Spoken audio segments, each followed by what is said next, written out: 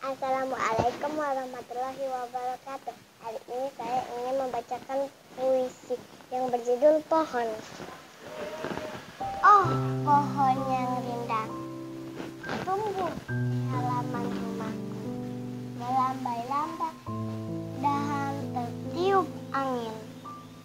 Gemerisik daun sebagai lantunan lagu. Naungi rumah dengan bayang-bayang, segarkan udara dengan nafasmu. Tempat aku bermain sesuka hati, temaniku tiada jemu. Oh, pohon yang rindang, banyak gunamu untukku. Aku bersyukur kepada Tuhan. Tumbuhkan pohon di halamanku.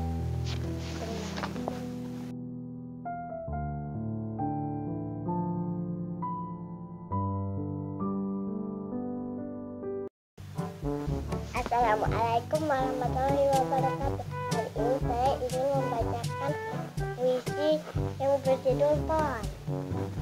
Pohon.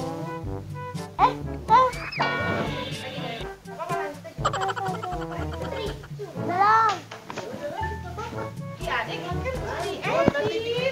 Dipotong, nggak usah dipencet.